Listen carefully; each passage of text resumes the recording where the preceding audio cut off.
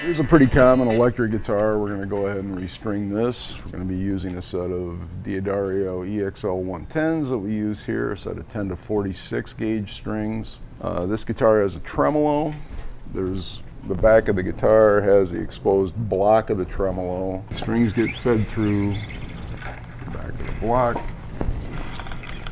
pulled through the front. With all the strings fed through, you start, because these are all, the tuning machines are all on one side of the headstock.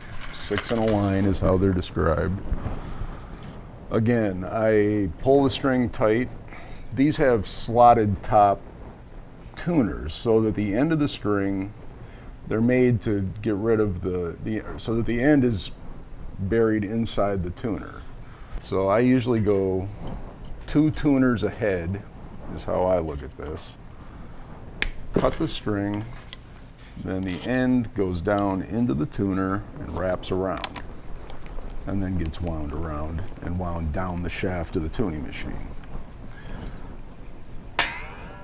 There's enough. I usually increase the length of the string as we get closer to the 4th string. So if I go 2 here, I might go 3 here, just to get a little extra wrap to increase the downward angle off the back of the nut. Wind this down and just keep going down the headstock so that there's enough downward tension. Once I get to the D string, I usually go to the tip of the headstock. I usually try to decrease the amount of winds unless it's necessary to increase the angle to keep a better fit and stability in the nut. And so for the 4th string, the G, I'll usually go, there's 2, there's another 2. So if you're going to use the tremolo, part of the problem is when you use the bar and you depress the tremolo and loosen the strings effectively, they don't always settle back in exactly the same spot.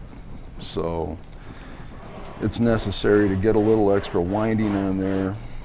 And then these have the string tree, so it doesn't need as much string. So I usually do the distance of 2 tuners,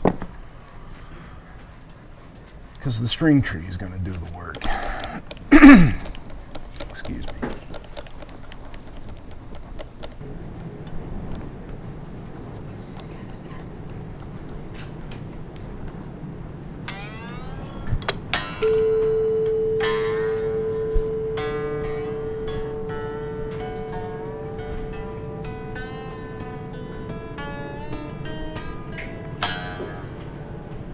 Okay, so now with all the strings installed, I'll flip this over so you can sort of see why I did that. Because this is scooped out and these are all in a straight line, you need to adjust the angle down so that it holds a breaking angle in the back, coming off the back of the nut to the tuning machine. So that's why I increased the number of winds. And then the string tree does the same thing, so you can sort of see it from this way. The angle